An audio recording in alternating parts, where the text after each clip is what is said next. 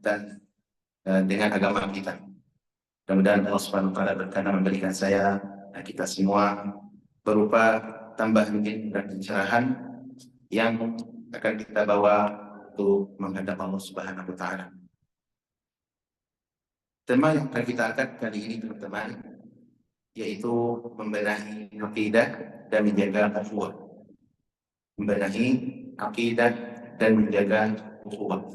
Di sini ada dua sub-bahasan yang penting. Pertama berkaitan dengan akidah, peranannya. Kemudian yang kedua, bagaimana kita menjaga ukhuwah Islamiyah di atas akidah yang sahih. Berkaitan dengan akidah, teman-teman, kita tentu bahasa akidah bukan hal yang asing bagi kita, karena akidah sudah kita terima dari para guru-guru kita dan guru mengaji, guru di surau, ya. Ketika di Padang di surau beda, ya. Guru di surau, ya, di Langgar, ataupun akidah-akidah sahih yang diajarkan dari orang tua kita. Ya, walaupun terkadang ada juga hal-hal yang diwariskan, itu terkadang bercanggah dengan agama, namun itu jumlahnya sedikit. Dan akidah, teman-teman, berkaitan dengan ideologi, keyakinan, ya, berkaitan dengan keyakinan. Nah,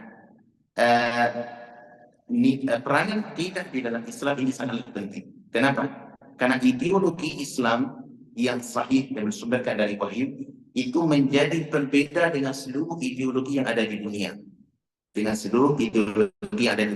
Pondasi dasarnya adalah ideologi tauhid, monoteisme. Ini ideologi Islam yang tidak dimiliki oleh agama manapun di muka bumi. Ini yang paling dasar. Kemudian nanti ada turunan-turunannya yang terkadang bersifat urgen yang wajib, dan ada juga yang bentuk cabang.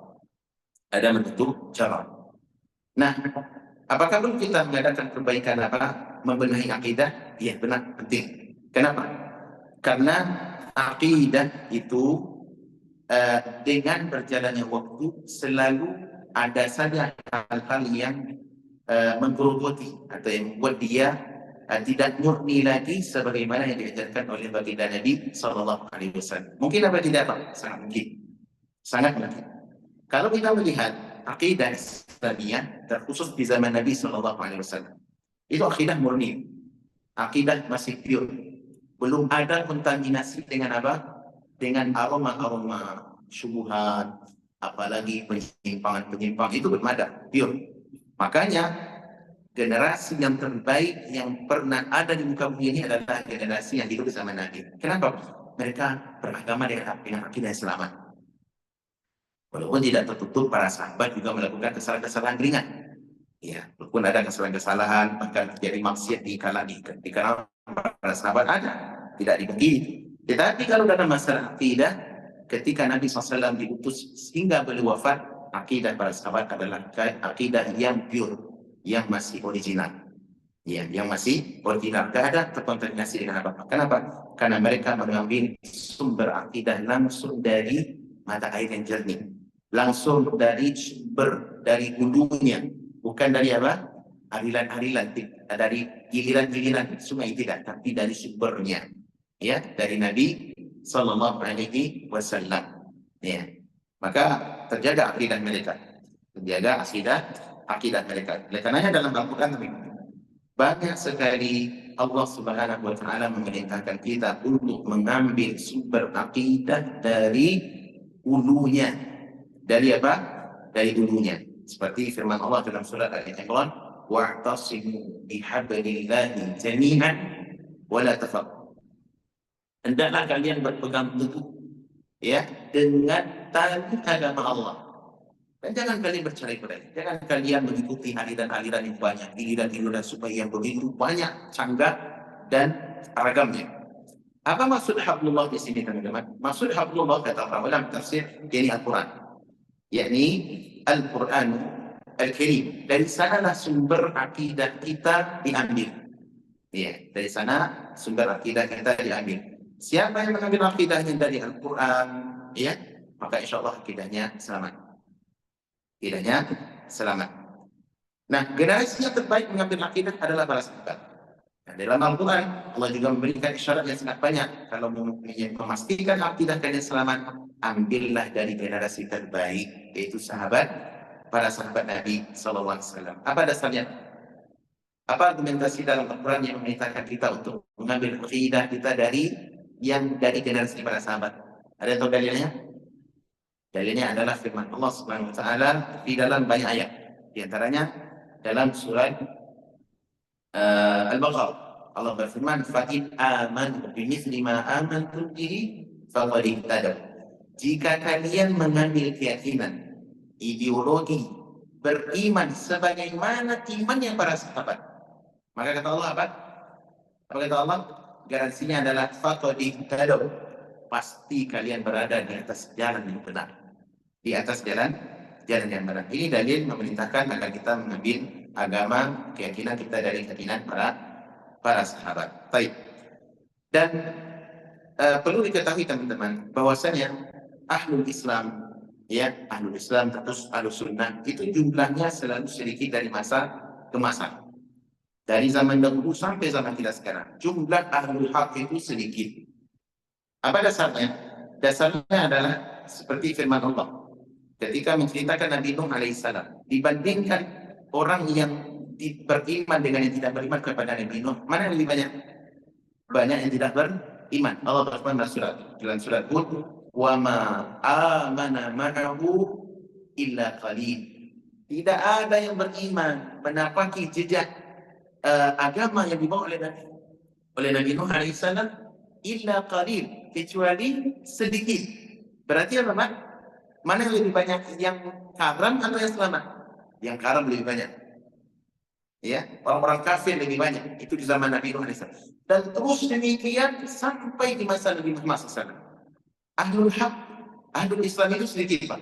Jumlahnya sedikit dari masa ke masa. Iya. Di masa Nabi SAW yang beriman kepada Nabi di Fasil Mekah berapa orang? Jumlahnya itu menjadi, Pak. Ya, jumlahnya apa? Itu menjadi. Ada mayoritas masyarakat bangsa Arab di kala itu tidak beriman kepada Nabi. Karena jumlah para sahabat yang sedikit, makanya mereka tidak jarang menerima intimidasi dari apa? Dari orang-orang kafir. Dari orang-orang kafir. Demikianlah terus menerus sampai akhir zaman nanti. Yang namanya ahlul haq, kaum muslimin itu jumlah mereka sedikit. Ada musuh kita, Pak, sangat banyak. Dari berbagai corak keyakinan dan agama. Itu musuh kita sangat banyak. Ini baru poin yang perlu kita sadari, teman-teman, bahwasanya kaum muslim itu sedikit. Jumlah mereka sangat sedikit dibandingkan dengan agama-agama, corak ideologi keyakinan yang ada di muka bumi ini. Dan musuh dan selain daripada non-Islam itu, mereka disebut dengan musuh agama. Disebut dengan apa, Pak? Musuh agama. Kenapa? Karena yang berbeda itu adalah perkara prinsip. Perkara yang sangat prinsip. Ya, mereka sejatinya sangat benci kepada Islam dan kaum muslimin. Perhatikan, teman-teman, yang namanya non-muslim, siapapun, apapun bentuk agamanya, dasarnya mereka itu sangat benci kepada agama Islam dan kaum muslimin dan penganutnya. Makanya orang non-muslim itu adalah musuh bagi kita. Posisinya diposisikan sebagai musuh. Kenapa, teman-teman? Karena ideologi prinsip dasarnya sudah berubah. Dan orang yang paling benci kepada kita adalah orang-orang Yahudi. Ini paling benci sekali. Ya. Allah Subhanahu wa taala, kita dengarkan ayat dalam Al-Quran. Allah berfirman dalam surah Al-Maidah, "La tajidanna ashaddan nasi adawatan lilladzina amanu al-yahuda walladzina asyraku." Dan aku akan menemukan Muhammad orang yang paling keras permusuhannya terhadap kalian. Yang pertama adalah al-Yahud, orang Yahudi. Yang kedua siapa? Wal musyrik, orang-orang musyrik. Ini paling keras permusuhannya terhadap kaum muslimin. Iya. Dan dengan dasar ini, maka kita akan menemukan, teman-teman, realita adalah orang yang paling bejat dan benci kepada agama Islam adalah non-muslim secara umum. Yang paling kepalanya adalah orang Yahudi. Orang Yahudi. Mereka sangat benci kepada kita. Nah, bagaimana kita memposisikan musuh-musuh ini, teman-teman? Kita posisikan mereka sebagaimana tuntunan syariat. Iya. Karena mereka akan berupaya untuk merusak Islam dan muslimin, baik merusak secara fisik badan ataupun merusak secara apa? Ideologi pemikiran. Iya, kalau secara fisik dan badan kita sudah baca sejarah bagaimana perperangan antara Islam dan antara kaum muslimin dengan dengan orang-orang kafir. Iya, orang Muslim di Mekah, orang-orang Yahudi di Madinah itu diperangi oleh Nabi SAW. Orang-orang Persia, Majusi Persia diperangi oleh Nabi SAW. Nah, jumlah mereka itu sangatlah banyak, ya, sangatlah banyak. Walaupun mereka satu dengan yang lain masih terkadang berperang juga. Orang-orang kafir itu gontok-gontok satu dengan yang lain, ya. Tapi giliran untuk menghancurkan kaum muslimin mereka bersatu, berada di satu line, di satu soft. Itu sebab orang kafir. Perhatikan, orang-orang kafir itu jumlahnya banyak, coraknya, agamanya berbeda-beda. Satu agama dengan agama yang lain merasa paling benar, sehingga mereka akan mencari lebih berusaha berupaya untuk lebih unggul di atas agama yang lain. Yahudi merasa lebih baik daripada Nasrani. Nasrani merasa lebih layak untuk masuk surga dibandingkan agama Majusi dan seterusnya. Mereka satu yang lain tolong Tuhan, Pak. Tapi perlu dicamkan bahwasanya ketika mereka mau memerangi Islam, mereka berada di satu sop yang sama. Satu yang dengan yang lain Pak? Satu dengan yang lain bersatu padu. Dan ini terbukti. Kawan-kawan masih ingat di dalam peristiwa Ahzab, perang Khandaq di tahun berapa itu? Tahun berapa perang Khandaq? Sekitar tahun 6 Hijriah, ya. Perang Khandaq di kota Madinah. Ya, di Madinah. Itu perang Khandaq itu kan dalam Al-Quran disebut dengan dalam surat apa?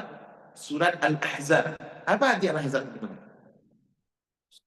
Persekutuan. Apa maksud persekutuan? Yakni bersatunya seluruh bentuk agama-agama.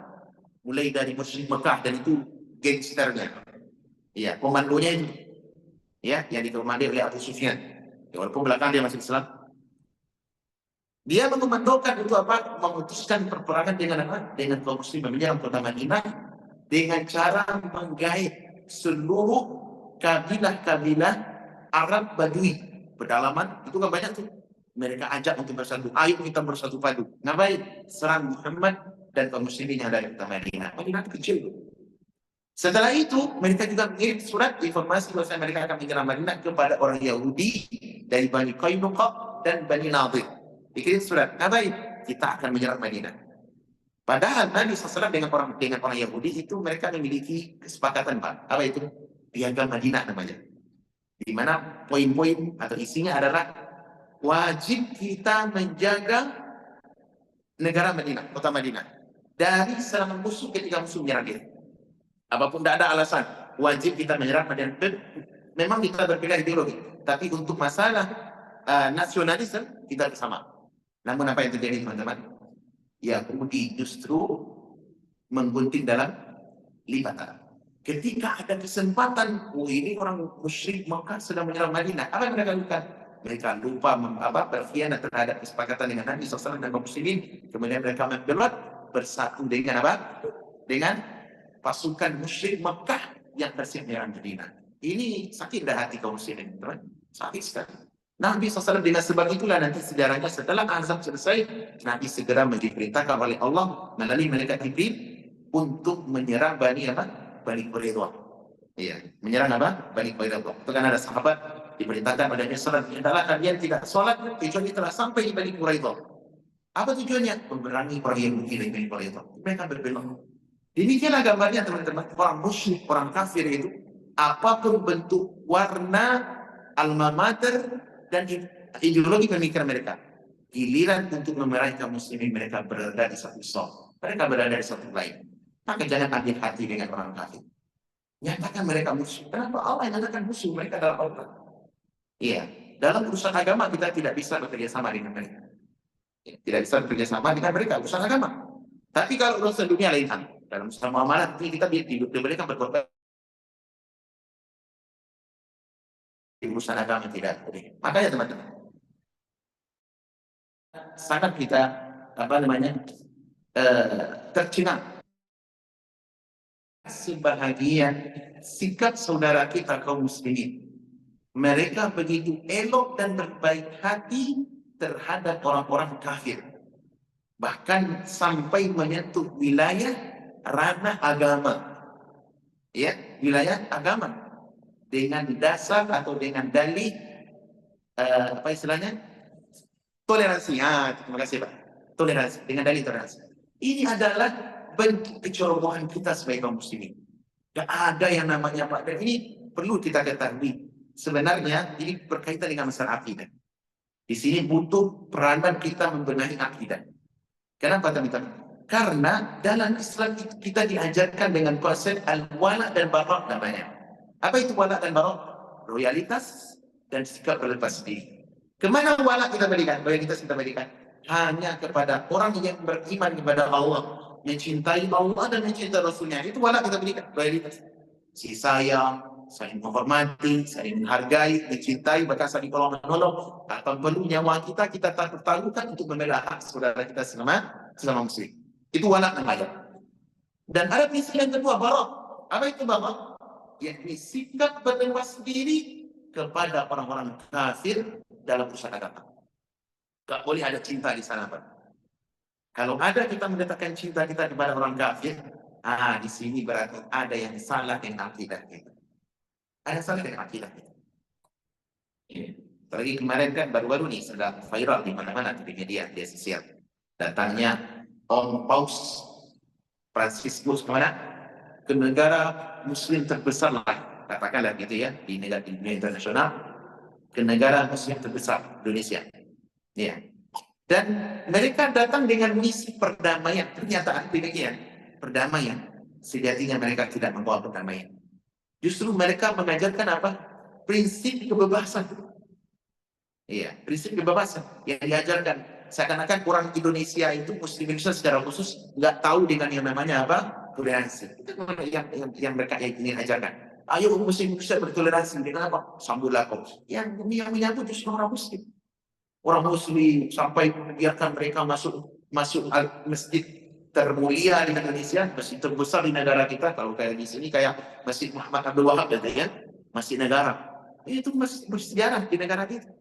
Iya, toleransi orang Indonesia tidak perlu diajarkan toleransi. Kita sudah paling paham daripada orang Kristen tentang mana toleransi. Benar tidak? Coba lihat dalam aturan-aturan agama kita ataupun dalam aturan undang-undang kita. Kita terkenal dengan toleransi. Tidak perlu diajarkan. Tapi justru mereka disambut baik, dibawa ke dalam masjid. Ngapain dalam masjid, Pak? Untuk kita dakwahi? Tidak. Kalau didakwahi boleh tidak orang kafir masuk masjid? Boleh orang kafir masuk masjid, Pak?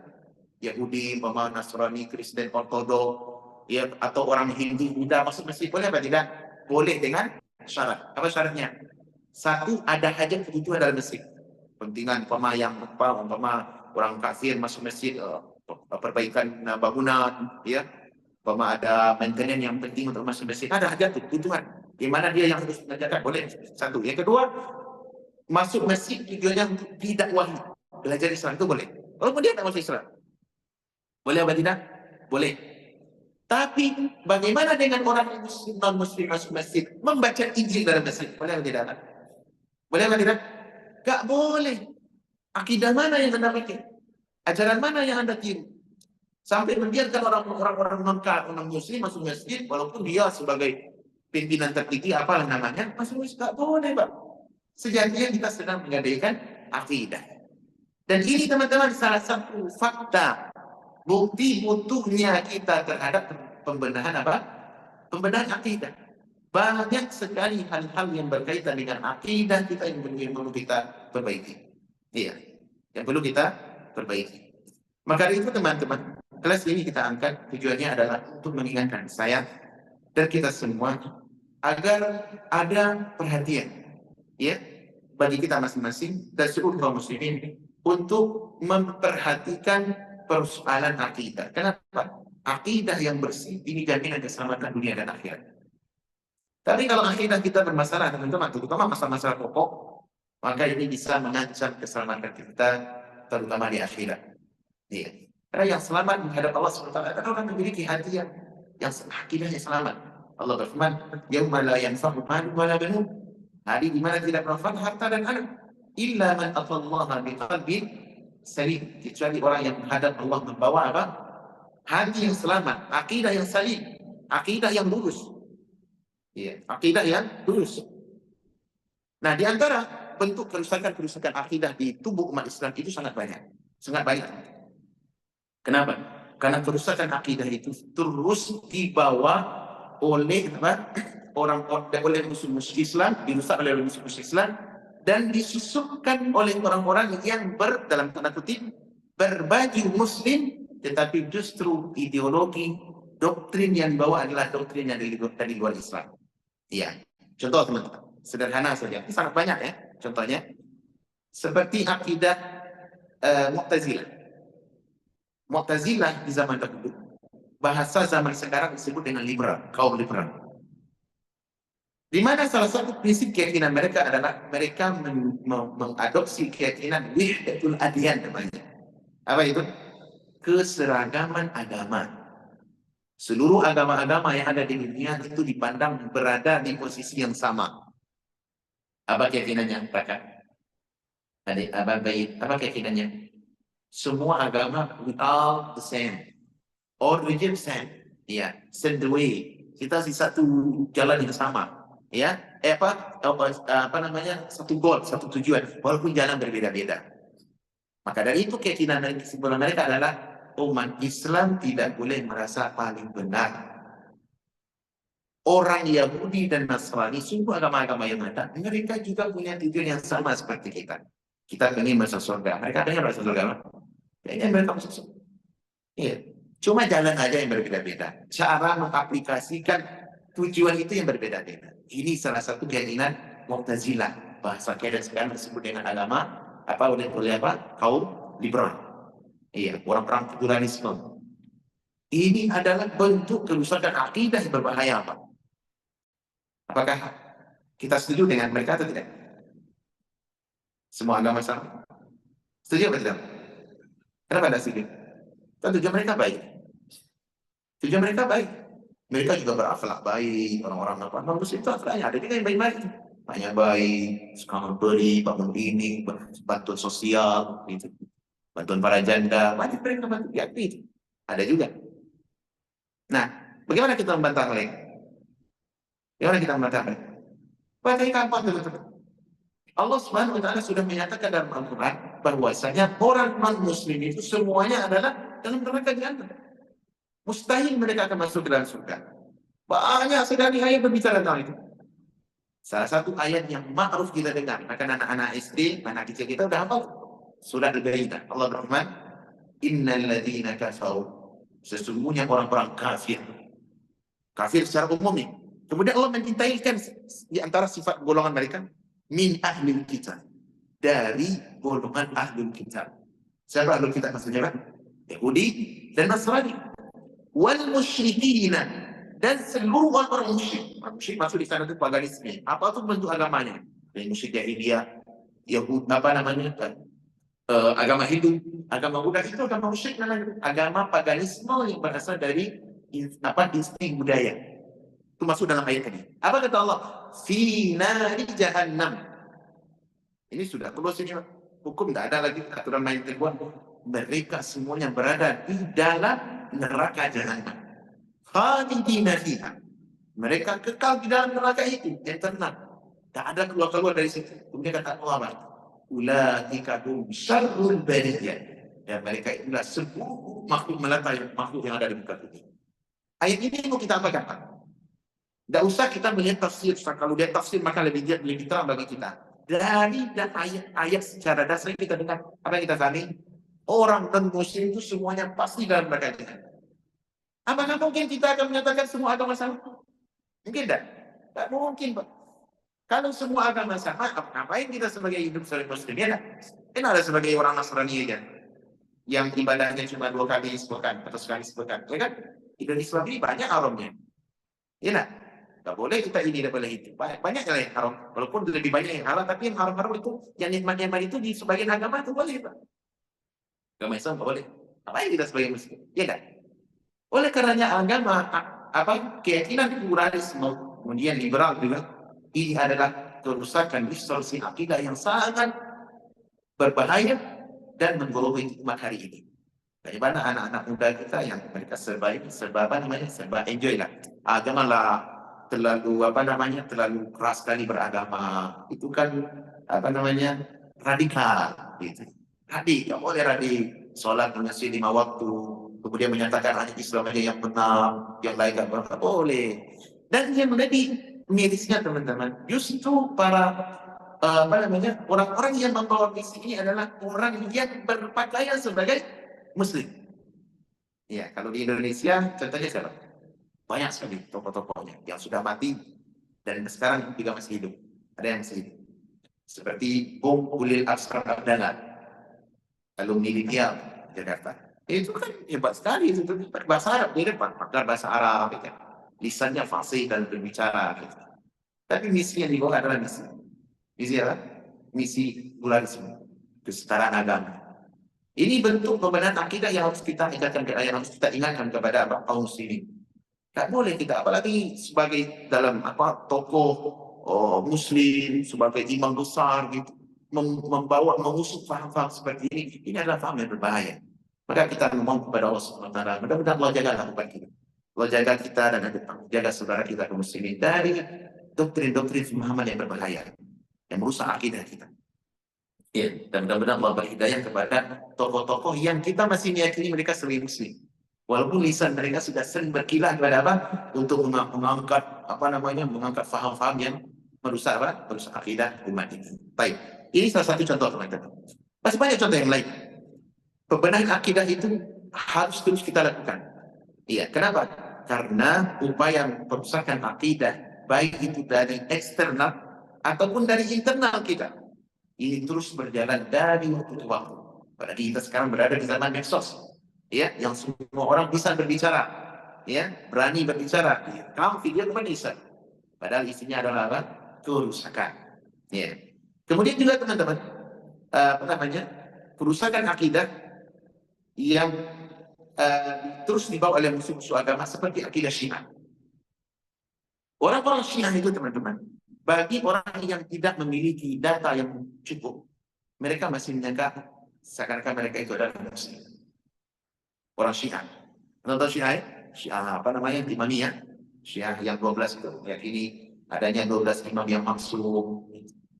Mereka membuat doktrin-doktrin yang menyesatkan. Luar biasa. Orang-orang non-Muslim, kalau melihat Syiah, mereka menyangka dia adalah Islam. Benar atau tidak? Saya pernah ketemu Pak di dekat Diwan Al-Amiri itu, di Doha. Ketika kita mau sholat zuhur di sana, datanglah pelancong Cina. Dari Cina, 2 orang masuk ke dalam masjid yang itu, Amiri itu yang dekat Korneso ya. Kita sholat di sana. Jadi dia mau masuk Islam, kita mau sholat zuhur. Kata takmir apa namanya, pegawai masjidnya, para sahabat, tolong keluar dulu kita mau sholat. Ya, akhirnya ditunggu di luar. Saat sholat, maka kita temui mereka. Dia pengen apa? Ditanya apa tujuannya datang ke masjid. Katanya saya ingin melihat aspek bangunannya bagus. Kita mengambil foto. Kemudian ada yang menarik teman-teman. Di dalam pembicaraan itu dia bertanya, apakah Anda dan masjid ini adalah masjid Syiah? Katanya. Coba, apakah Anda dan masjid ini adalah masjid Syiah kaum Syiah? Kami katakan tidak. Islam bukan Syiah dan Syiah bukan bagian dari Islam. Nih, bukan bagian dari Islam. Coba lihat teman-teman bagaimana orang-orang yang kafir gitu ya, non-muslim, mereka menyangka Syiah itu adalah Islam. Dan kejahatan Syiah teman-teman di dalam merusak akidah kaum muslimin sangat hebat dalam sejarah. Iya. Dan perlu antum tahu, Syiah itu marji akidahnya kembali kepada apa? Kepada Yahudi. Siapa yang mencetuskan aliran Syiah teman-teman? Siapa yang mencetus aliran Syiah yang pertama? Founder pertamanya siapa? Abdullah bin Sabah. Bagus. Abdullah bin Sabah. Siapa Abdullah bin Sabah? Yahudi. Dia agamanya Yahudi, Pak. Karena dia benci kepada Islam, maka dia pura-pura masuk Islam. Islam kan sudah kuat tuh. Di Madinah, Islam sudah kuat. Nabi dan para sahabat sudah selalu Islam berkembang dengan pesat sekali. Ya, dari mana-mana orang susah. Ketika taring kebenaran itu kuat dan tajam, maka musuh-musuh Islam tadi mereka mencari jalan lain. Itu apa? Untuk merisau Islam. Kalau ada fisik, Pak, para sahabat kuat sekali dan perang. Mereka cari jalur belakang. Apa yang dilakukan? Bikinlah aliran-aliran ideologi yang menyimpang, namun dalam tanda kutip, covernya sebagai cover Islam. Tampillah Allah bin Sabah membawa sebuah aliran namanya apa?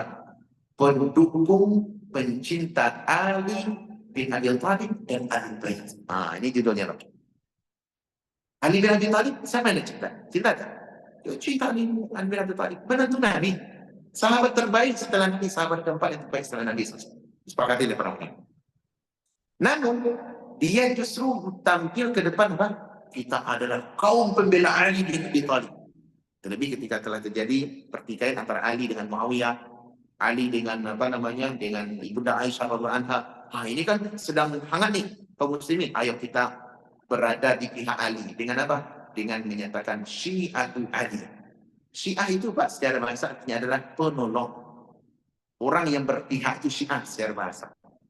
Siapa bawahnya? Foundernya adalah Imam Hasan. Asalnya Yahudi. Dengan sebab itulah dia membawa beragam misi untuk merusak Islam. Ya, tapi sebagai orang Islam dikumpulkan followernya dan terus dikembangkan beragam ajaran dan pemikiran dengan atas nama Islam. Itulah yang terus berkembang, Pak, dari masa sampai hari ini. Siapa pembawanya? Para Yahudi. Dan memang, Pak, kalau kita lihat kerusakan yang terjadi di alam semesta ini, di muka bumi ini, induk angkangnya adalah setelah iblis dimogori oleh orang Yahudi. Oleh orang Yahudi. Yahudi itu banyak sekali kerusakan kepada kita. Karena mereka memang sudah berjanji akan apa? Akan memerangi seluruh agama yang ada di dunia. Akan merusak seluruh agama yang ada di dunia. Agama Nasrani. Dahulu agama Nasrani agama Tauhid. Iya, Kristen itu dahulu asal agamanya agama Tauhid. Agama Tauhid yang dibawa oleh Nabi Isa alaihissalam. Kenapa kok dari agama monoteisme menjadi politeis? Apa sebabnya? Yahudi yang kerja. Yahudi yang kerja. Dinobatkanlah Nabi Isa itu sebagai anak Tuhan. Yang membawanya adalah Paulus. Asalnya dahulu dia Yahudi, Paul yang dalam bahasa Inggris ya. Dalam bahasa Bible disebut dengan Paul. Asalnya dahulu dia adalah bandit Yahudi yang sangat benci kepada Nabi Isa alaihissalam. Dia ingin membunuh Nabi Isa alaihissalam. Nabi Isa itu dijadikan buronan. Tapi justru belakang ketika Nabi Isa telah dikatakan mereka mau menyalib Nabi Isa, tapi Nabi Isa diangkat ke langit dan digantikan dengan seseorang, maka dia mengadakan tampil sebagai pengikut Nabi Isa. Dia jadi Rasul, penerus Nabi Isa. Bahkan dalam Bible itu posisi Paulus adalah sebagai Rasul. Kan aneh itu, bandit berubah menjadi Rasul. Aneh ada. Atau bacalah sejarah itu, lihat bisa searching di Google siapa Paulus. Anda akan temukan Paulus itu adalah orang yang akan berniat ingin membunuh Nabi Isa alaihissalam.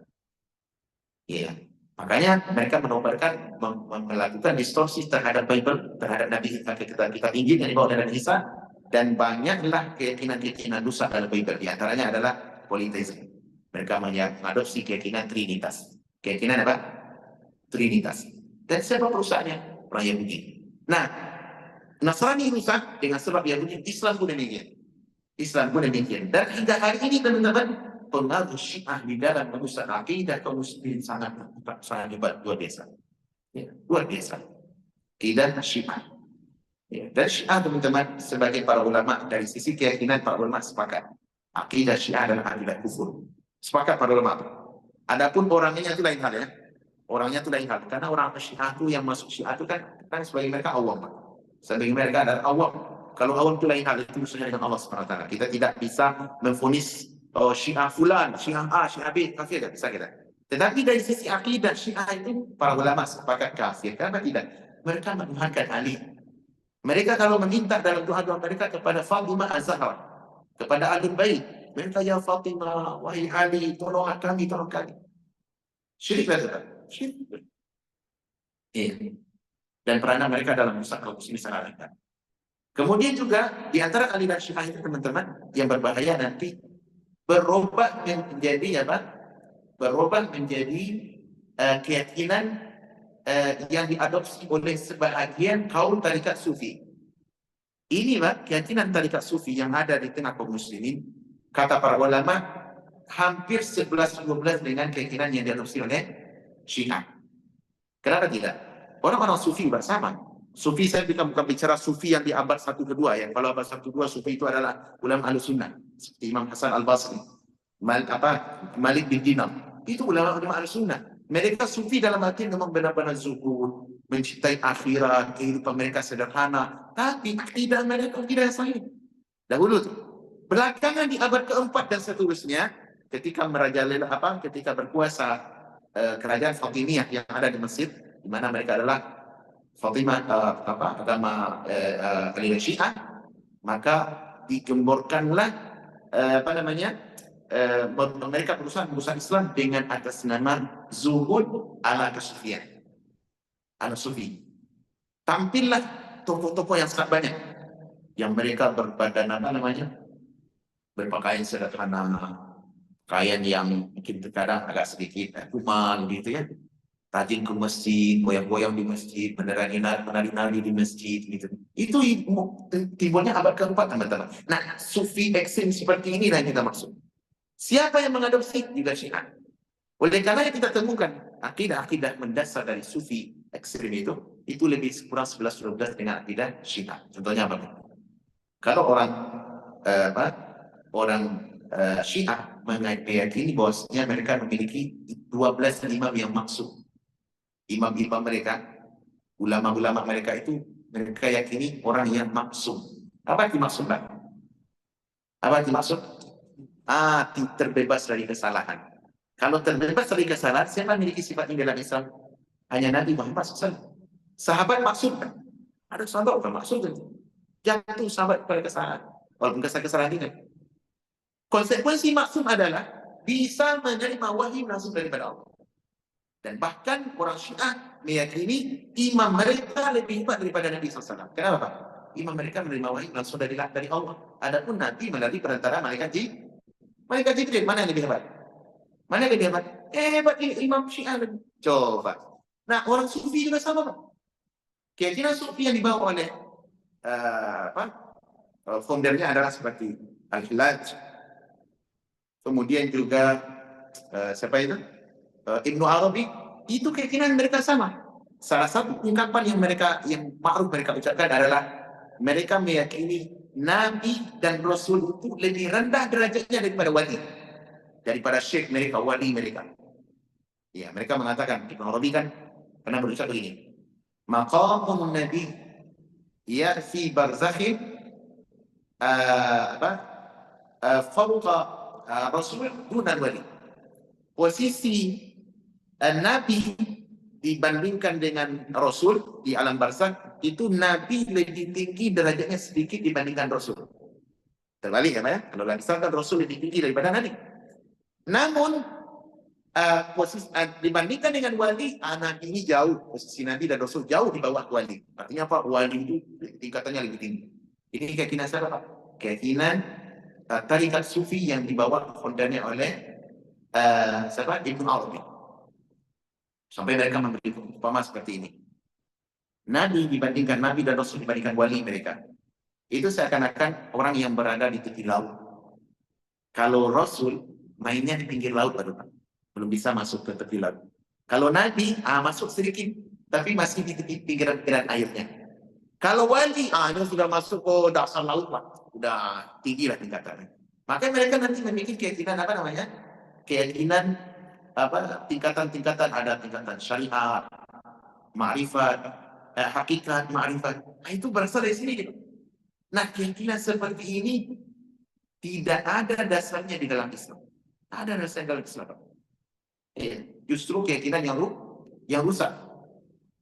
Bahkan mereka nanti mengadopsi sebuah ideologi bahwasanya kalau sudah sampai di makam tertentu, nggak perlu lagi melakukan ibadah.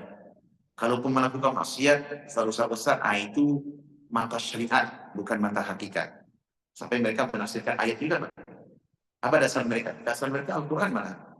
Mereka berdalih dengan ayat terakhir di surat Al-Hijr. Allah berfirman, wa'bud rabbaka hatta yatiyakal yaqin. Hendaklah kau menyembah Allah, menyembah Rabbmu sampai datang kepada keyakinan. Apa maksud keyakinan itu, Pak? Apa maksud keyakinan itu?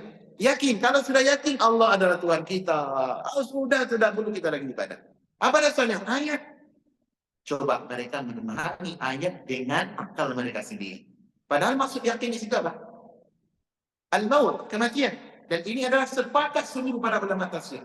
Teman-teman, kalau kita lihat ke seluruh tafsir, mereka meyakini maksud al-yakin di situ adalah al-maut. Artinya apa? Waktu terdapat hatta yakin yakin, hendaklah engkau senantiasa beribadah kepadamu, langgeti istiqamah ibadah kepada Rabb sampai kau mati. Artinya apa? Kematian bisa memutus ibadah kita. Dan ini dipraktikkan oleh Nabi SAW. Datang orang sufi, mereka meyakini apa? Keyakinan, Pak. Udah yakin tak dulu lagi ibadah.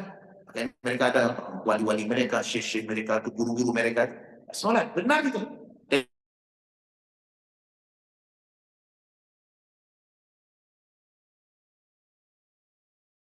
Sufi, siapa? Habib fulan, wali fulan. Gak sholat, Pak. Iya. Kenapa? Karena mereka sudah terpapar akidah yang rusak. Padahal keyakinan dimaksud di sana adalah dan Allah. Kenapa mati disebut dengan keyakinan, Pak? Karena pasti datangnya. Saking pastinya Allah menyebut kematian itu dengan al-yakin. Nah, ini teman-teman salah di antara potret bentuk bagaimana pentingnya kita membenahi akidah kita. Kenapa? Bisa jadi kita terpapar akidah-akidah seperti tadi. Dahulu di masa kecil, Pak, mungkin banyak hal-hal yang perlu kita tahu tentang masalah agama kita. Kita masih meyakini kalau umpama bergerak bulu mata kita, ya kan, bergerak bagian mata kita kanan, itu ada keyakinan yang kita pahami. Oh, ini kayaknya mungkin ada tamu yang mau datang, gitu kan. Ada buku-buku masuk rumah. Nah, ini kayaknya kita mau dekat menantu nih. Ya, mau ada menantu yang mau datang, gitu kan. Macam-macam akidah yang diadopsi. Dengar suara burung. Nah, ini siapa kayak mau ada orang besar mau mati, mendekat mati, gitu ya. Iya, keyakinan roh pulang ke rumah. Ini salah satu bentuk praktek kenyataan teman-teman, bahwasanya ada doktrin kerusakan akidah yang masuk ke dalam Islam diadopsi oleh sebagai saudara kita kaum muslimin, semoga memperbaiki keadaan kita dan mereka, dan terus diwariskan dari generasi ke generasi. Nah, dengan sebab itu penting kita untuk membenahi akidah. Pertanyaan teman-teman, bagaimana kita mengetahui akidah itu benar atau tidak? Syaratnya ada tiga. Pertama, pastikan akidah kita bersumber dari Al-Quran. Oke. Yang kedua, bersumber dari hadis Nabi SAW. Dan yang ketiga, pastikan akidah kita sesuai yang difahami oleh generasi terbaik dari umat ini, yakni para sahabat. Karena Ibnu Taimiyah rahimahullah beliau disebutkan di dalam kitab beliau Al-Majmu' al-Fatawa, beliau mengatakan fa'ammal i'tiqadu, adapun dalam urusan akidah, la yufadu anni wa la man afdalu minni, tidak diambil dariku dan tidak boleh pula diambil dari orang yang lebih hebat daripadaku, bal yufadu anillah wa rasulihi wa ma thabata alaihi wa ma ajma alaihi salafus salih al-ummah. Tetapi akidah mesti diambil dari mana, Pak? Dari Al-Quran, dari sunnah Nabi, dan dari yang disepakati oleh generasi terbaik umat ini.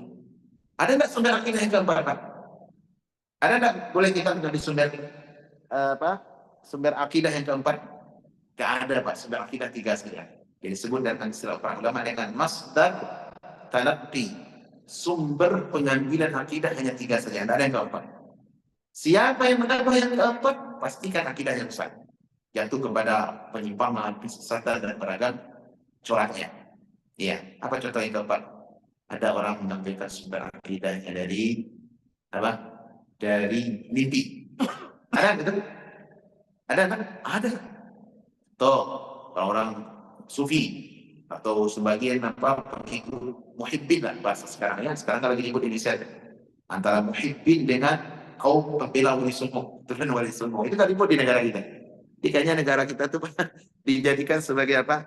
Sebagai ring ya, wilayah untuk perseteruan antara pihak ini dan pihak itu. Saya kalau ribut para muhibbin, orang-orang yang membela habaib, kaum Pahlawi, dengan para pencinta generasi keturunan Wali Songo. Nah, gitu. Ini masalah ini apa? Masalah nasab dan semisal. Ini lagi ribut sekarang. lagi ribut. Mereka terjatuh kepada kekeliruan seperti tadi. Iya, keyakinan apa? Keyakinan apa tadi? Apa tadi? Apa? Kurang dengar? Ngumpul? Oh iya, enggak, maksudnya keyakinan mereka ya adalah keyakinan yang bersumber daripada, sebagai mereka meyakini itu sumber daripada mimpi. Mereka mengadopsi keyakinan mimpi para wali mereka, katakanlah habaib, wali, syekh mereka, tokoh mereka. Kalau mimpi itu jadi standar agama, berbahaya tidak? Berbahaya. Masa mimpi bisa dijadikan sebagai dasar rujukan agama? Nggak boleh. Iya, ini aneh sekali. Tapi adanya dia apa? Di kaum sufi. Kalau sudah mimpi syekhnya, itu jadikan rujukan. Iya. Bahkan apa dia apa namanya? Eh, apa namanya? Tokohnya siapa? Fakih Muqaddam. Ah, itu kan maruf. Fakih Muqaddam. Ah, Syekh Wali Fakih Muqaddam bermimpi bisa mi'raj ke langit 70 kali dalam sehari. Ya. Kemudian walinya bisa terbang ke Mekah gitu. Itu mereka nyatakan sendiri, Pak. Mereka menyatakan sendiri. Nanti lahirlah keyakinan-keyakinan yang aneh. Dan ini adalah bentuk kerusakan yang fatal, yang berbahaya. Sayangnya orang-orang seperti itu tetap ada pembelanya. Banyak pembelanya, jutaan pembelanya. Ya, para muhibbin. Dan saya melihat Allah Alam ini sejatinya adalah ada misi pemudakan. Mereka memperbudak orang-orang awam dari kaum muslimin terus di Nusantara. Nih, di Malaysia juga terkena mereka. Malaysia. Mereka sejatinya sedang memperbudak kita dengan dalih apa? Cucu keturunan Nabi. Sejatinya mereka orang-orang rusak itu. Iya, sejatinya mereka orang-orang rusak. Hanya orang-orang awam saja yang bisa mereka apa. Kalau kita maksudnya agak berpikir sedikit lah ya, sedikit agak kritis, maka kita tidak mau ditipu oleh mereka. Coba kerusakannya luar biasa, Pak. Nih, kalau ditanya orang Yaman, mereka kan berasal dari Yaman. Fakih Muqaddam itu, kalau ditanya ke orang Yaman, mereka mengatakan, kami tidak kenal dengan namanya Fakih Muqaddam. Sebagian orang Yaman itu mengatakan Fakih Muqaddam wali yang ngomong oleh orang habaib itu, di Yaman orang gila itu. Orang gila, masyarakat Yaman, Al-Sunnah Yaman, diyakini masyarakat Yaman, mereka itu orang gila. Tapi justru sampai di Indonesia menjadi apa? Menjadi wali, diagungkan, dilestarikan kisah-kisah khurafat yang berkaitan dengan intinya dijadikan sebagai apa? Sumber bukan dalam agama. Rusak luar biasa. Ya. Dan ini bentuk sumber kerusakan pengambilan akidah. Ya, banyak lagi seperti keyakinan masyarakat, ya, kesepakatan masyarakat. Ya. Anda lihat teman-teman, pembenahan akidah ini penting untuk kita terus pelajari. Ya, tidak hanya bapak-bapak, kita semua berkewajiban untuk membenahi akidah kita. Apakah sudah ke dalam akidah saya? Bagaimana keyakinan saya tentang Allah Subhanahu wa taala? Bagaimana cara menyebutkan Allah? Ya, bagaimana saya iman kepada takdir, kepada para nabi, para malaikat, para rasul? Ini wajib kita pelajari dengan benar. Sambil dari sumber yang benar dan dari para ulama-ulama yang jujur. Para dai yang mereka berpegang dengan manhaj yang sahih. Iya. Karena setiap aliran pasti ada tokohnya. Kesesatan itu Pak, apapun bentuknya pasti ada pasti ada penolong, pasti ada follower. Orang Arab mengatakan ini, likulli saqitin laqit. Setiap ada benda yang jatuh pasti ada orang yang memungut. Setiap benda yang jatuh pasti akan ada pengumumnya. Artinya sejelek apapun keyakinan rusak yang ditebarkan oleh orang-orang, pasti akan ada saja orang yang marah, yang mewarisinya, pembelanya. Belakangan ini kerusakan akidah juga yang terus berlangsung di negara kita tentang pemalsuan kuburan. Itu apa yang bermain di situ? Yang rusak itu apa? Akidah apa tidak? Akidah. Masa ada satu syekh atau satu wali, katakanlah gitu ya, satu tokoh punya kuburan 13. Gimana ceritanya? Kita kan satu kan, tapi punya kuburannya 13. Ada di Jawa ini, ada di sini, ada di situ. Mungkin tidak? Mungkin tidak? Tak mungkin, mustahil. Nabi saja orang terhebat, kuburannya satu. Nah gitu. Ini apa yang bermain? Kerusakan akidah. Yang bermain adalah tokoh Habib Fulah, begini, Habib itu. Dan luar biasa Pak, saya melihat subhanallah, bagaimana cara mereka di dalam mewariskan kerusakan akidah. Dan itu terus banyak, setiap waktu ada saja korban. Ada saja korban. Ujung-ujungnya semua adalah syahwat, cuan, uang, itu tujuannya. Satu kuburan punya setoran 1 bulan atau 1 tahun itu 5 karung uang. 5 karung banyak uangnya kalau rupiah. Banyak kita.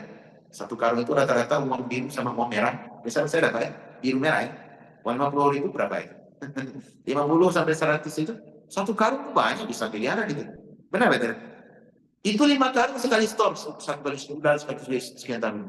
Karena di daerah kita, karena di Padang, di daerah Ulaan itu, saya sampai ke sana, daerah Ulaan. Itu kan kemarin baru viral videonya, dibongkar dan itu dikawal pembongkaran hasil ziarah para pencinta tuan guru Syekh Burhanuddin yang ada di daerah kita di Sumatera Barat. Itu berapa uangnya Pak? Bukan main panjangnya, ngitung para pemungut uang itu. Dan saya pernah bertanya satu kali kepada pemegang kuncinya. Waktu kita kuliah dulu di IAIN, kita datang ke sana bersama dosen beberapa teman-teman mahasiswa. Dan saya mereka, benar nggak Syekh Burhanuddin ada dalam kuburan itu? Nah, dikisahkan dan cerita. Intinya kata beliau, dulu Syekh Burhanuddin itu belajar di Aceh. Meninggal di Aceh, jenazahnya tiba-tiba terbang sampai ke Pariaman. Sampai di Pariaman, orang-orang kan namanya guru ya, karena terkenal itu, beliau bilang, rahimahullah, maka jenazahnya digalikan sekarang jadikan kuburan. Ketika di tempatnya itu sekarang, tempat yang dibangun bangunan Abdurrahman, bangunan kuburan, ketika mau dimasukkan di kuburan, tiba-tiba terbang lagi jenazahnya itu, akhirnya ada timbulnya dari kuburan kosong. Dan ini demi Allah kesaksian dari pemegang kunci, yang tukang rawat tiba itu, Raya Sinang rawat tiba di kuburan itu yang saya tanya. Iya, demi Allah saya tidak bohong. Coba ini salah satu bentuk apa? Kebohongan. Penjaga pemegang kunci saja tidak paham.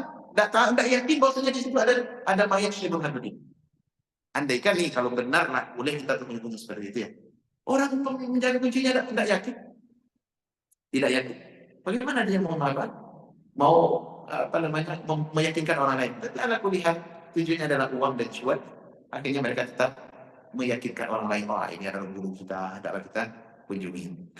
Banyaklah teman-teman bentuk-bentuk kerusakan akidah yang perlu kita benahi, baik untuk diri kita. Kalau tidak, alhamdulillah, kita dijaga daripada kerusakan seperti tadi, maka jangan lupa, jangan berat tulisan kita atau pesan-pesan kita agar disampaikan kepada yang lain, terutama orang-orang terdekat, orang tua kita, barangkali adik kakak kita, keluarga, sampaikan kepada mereka. Sungguh kepermusuhan antara hak dan batil akan terus berlangsung sampai akhir zaman. Kemudian yang kedua, teman-teman, itu perlu kita menjaga ukhuwah. Kaum muslimin itu semuanya mereka adalah bersaudara. Jumlah kita itu sedikit. Jumlah kita kaum muslimin sedikit, Pak. Sedikit sekali. Di antara yang sedikit itu, ya, yang benar-benar mengikuti ajaran agama yang benar itu lebih minoritas lagi. Benar atau tidak? Kaum muslimin kali ini di dunia mungkin sekitar 1-2 miliar. Itu dengan segala ragamnya itu, Pak.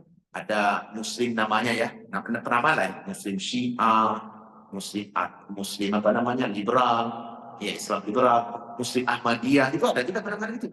Ahmadiyah, kemudian Jahmiyah, segala macamnya, macam-macam betul. Yang benar-benar mereka pure mengikuti jalan yang benar itu lebih sedikit lagi, lebih sedikit lagi.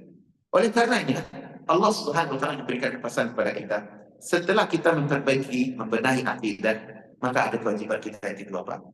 Jaga ukhuwah dan persaudaraan kita sesama muslim. Iya. Nah, bagaimana cara menjaganya? Saling memberi pesan satu yang lain agar kita berada di atas jalan yang benar. Iya, berada di atas jalan yang benar. Allah mensifati orang mukmin itu semua bersaudara, walaupun berbeda suku, bangsa dan bahasa. Innamal mu'minuna ikhwah. Sebetulnya orang mukmin itu semuanya bersaudara. Iya. Ini seakan-akan kaidah. Ya, bahwasanya kaidah ini mesti kita jaga.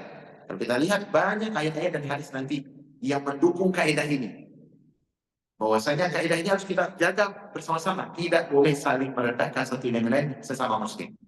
Ya, sesama muslim. Seperti apa? Tidak boleh kita membuli saudara, tidak boleh kita mencaci saudara kita, tidak boleh kita membiarkan saudara kita di atas kesalahan dan kekeliruan. Ini larangan seperti itu adalah untuk mendukung ayat innamal mu'minuna ikhwah.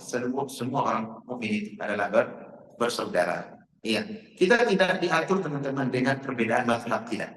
Kalau perbedaan mazhab ini ada perbedaan yang toleransi.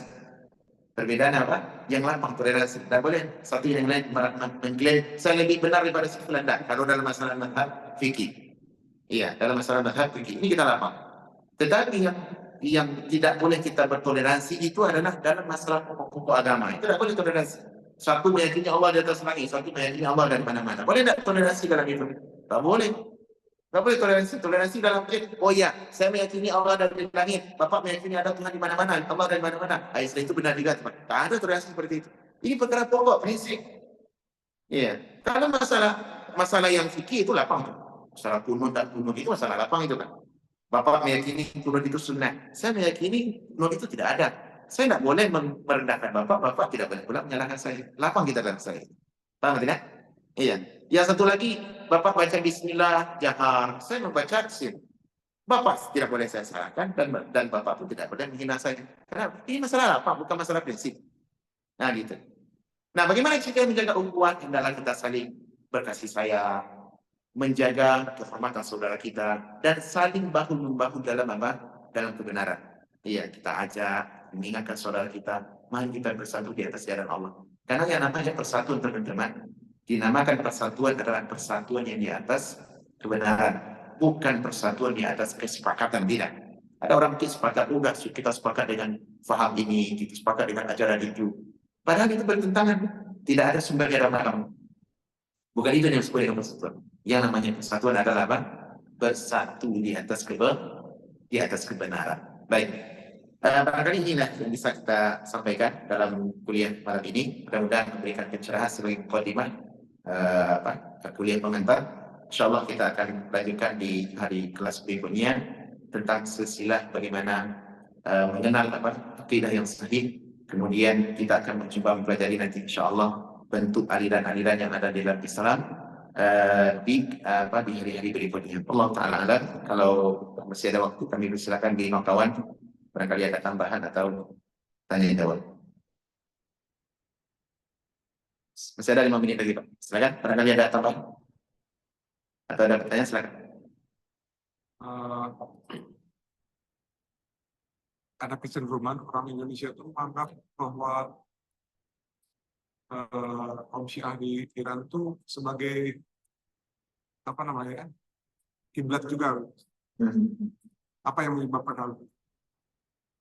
Oh ya, sebagian masyarakat kita, terutama bukan hanya Islam Indonesia sih, sebenarnya di mana-mana. Saya melihat di media sosial, itu banyak orang tertipu dengan Iran. Seakan-akan Iran itu adalah bahagian daripada kiblat kaum muslimin. Bagian dari kiblat dalam artian pekerjaan doktrin-doktrin dogma agama yang dibawa oleh mereka itu seakan-akan dibenarkan. Bahkan tidak sedikit di antara mereka yang membela mati-matian. Oh, Syiah itu adalah Islam. Mereka adalah saudara kita. Tidak boleh kita tinggalkan mereka. Tidak boleh kita menunjukkan tali permusuhan dengan mereka. Ya. Dan ini adalah bentuk ketergelinciran, teman-teman. Ya.